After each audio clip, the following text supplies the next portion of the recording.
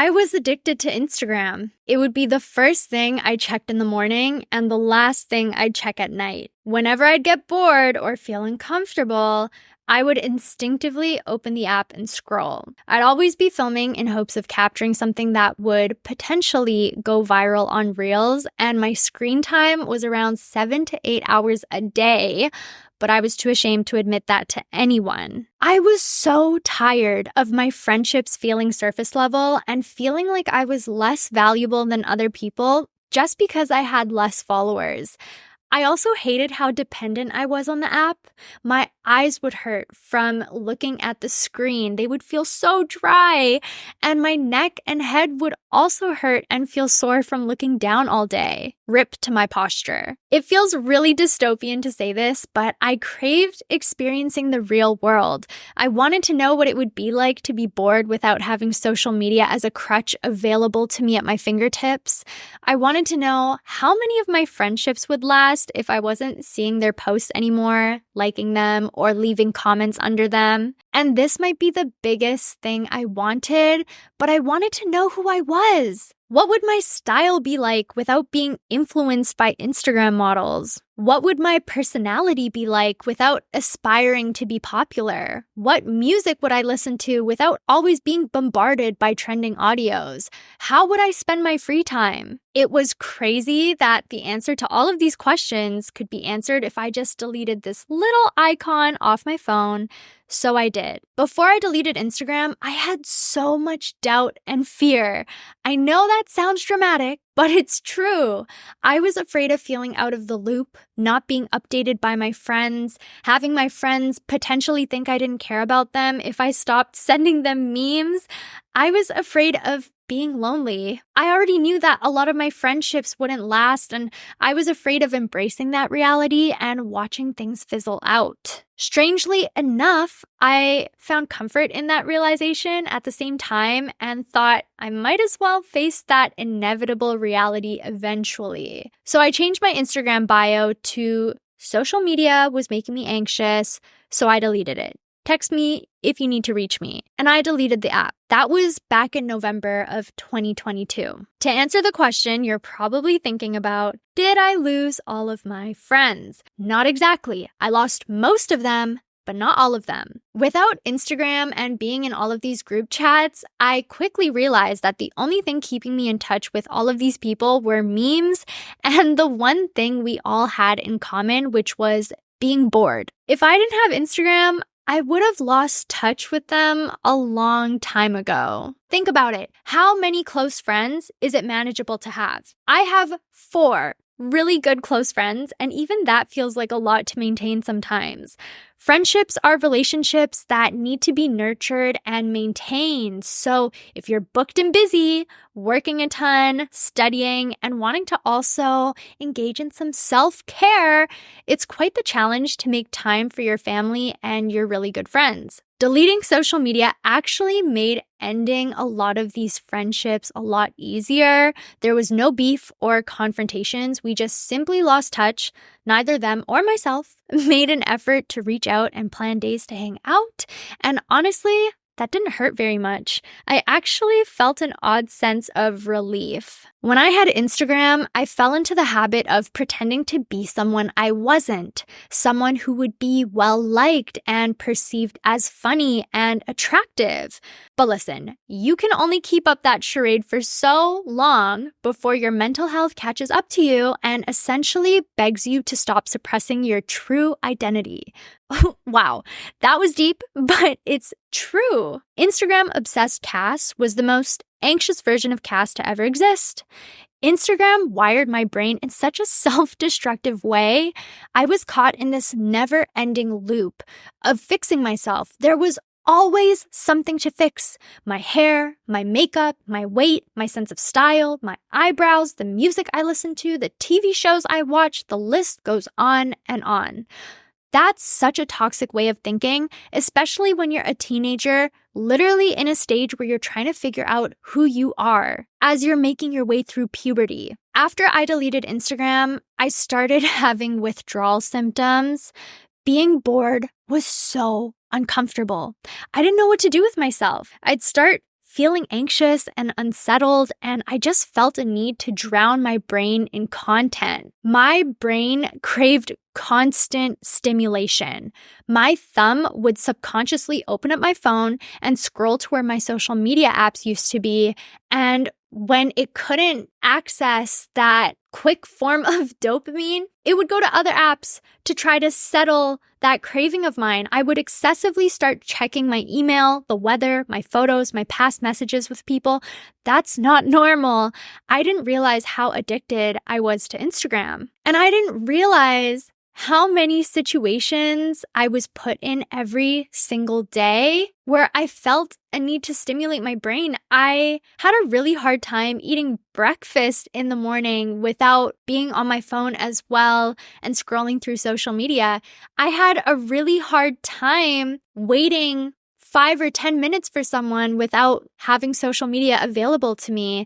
I had a really hard time putting myself to sleep because I felt like I was missing something, but that thing that I was missing was scrolling on social media before bed. It had become such a toxic habit. After a few days, I realized that my increase in anxiety and discomfort and stress and inability to be bored, all of these different symptoms were all related to the fact that I deleted social media. So once I acknowledged that I was having withdrawal symptoms, I realized that I had to come up with a plan if I wanted to successfully overcome my Instagram addiction. So I created a list of goals that I wanted to achieve while being off of social media.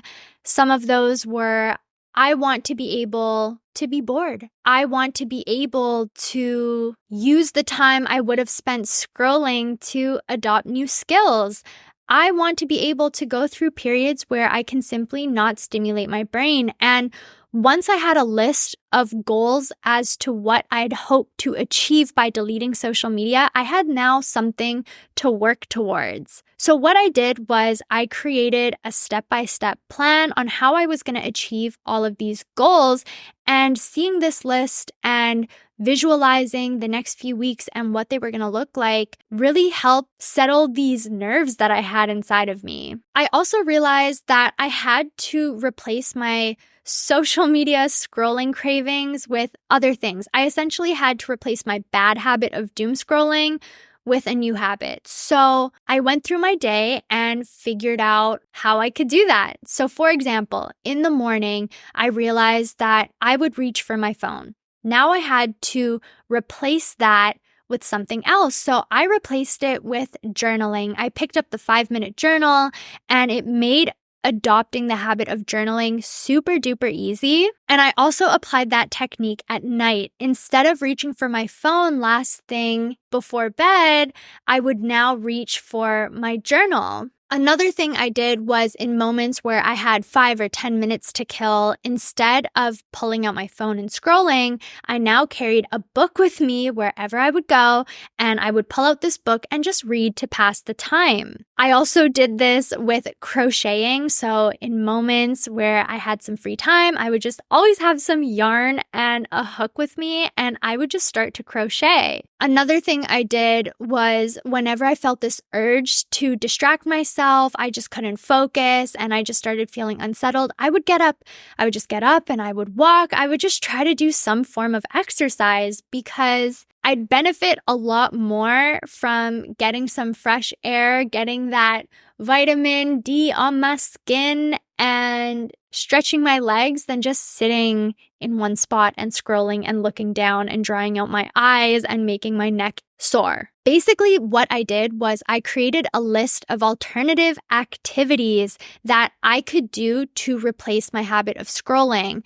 When coming up with this list, I had to be smart. I couldn't add activities that just weren't practical, that I couldn't implement into my everyday life. I wasn't going to replace my habit of scrolling with going to play tennis. That's just not something I can always be carrying around with me, or something I can just get up and do whenever I feel this urge to scroll. So I created a list of alternative activities that were simply practical and something I could always have on me. And that made my detox experience a lot easier and manageable, and it really settled my craving for doom scrolling. On top of that, it wasn't enough to just delete these social media apps. Our phones are incredibly addictive as well, so I had to make my phone as boring as possible.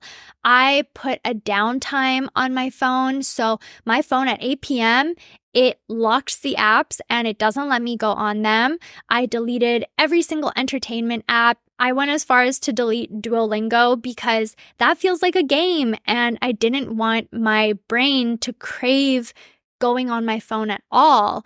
I even turned my phone onto grayscale, so my phone is completely black and white because you can still get a dopamine rush from the colors on your phone and the bright lights and everything. I also added different focus settings. So I have a focus setting for do not disturb, for personal time, for sleeping, while I'm driving, all that stuff. It just prevents me from receiving messages and being on my phone when I don't need to be. And I also silenced all notifications except for, of course, the people who I will allow to reach me at any time in case of emergencies.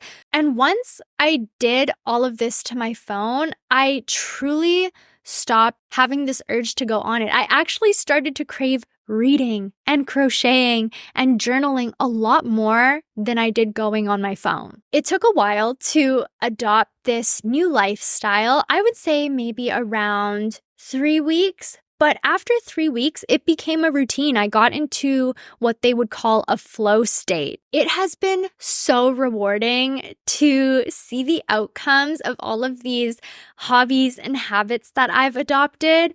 Because of this habit of journaling that I've adopted, I am now 4 chapters away from finishing writing my first book. Crazy!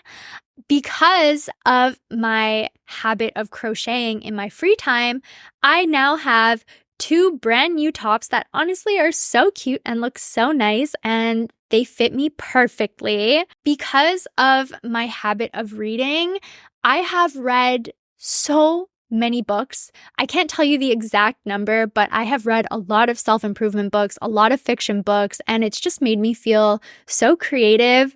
And it's helped me adopt so many other amazing habits. Because I no longer have my phone in my room when I'm sleeping, I instead have my books and my pens and my paper to journal and read. I sleep a lot better. I'm not constantly woken up by my phone buzzing or feeling a need to always respond to someone. Because I'm not wasting so much time scrolling anymore, I'm also a lot stronger. I've replaced the time that I would have spent scrolling in the morning or in the afternoon or at night with going for walks, going to the gym, skipping rope, doing all of these things to exercise and strengthen my body, and I'm definitely seeing the results of that. And because I am now engaging in so many new activities, I've also made a lot of new friends who also prioritize this more present lifestyle where you're not constantly immersed in this digital world. And because I'm no longer running away from the feeling of boredom, I've actually learned how to ground myself in the present moment.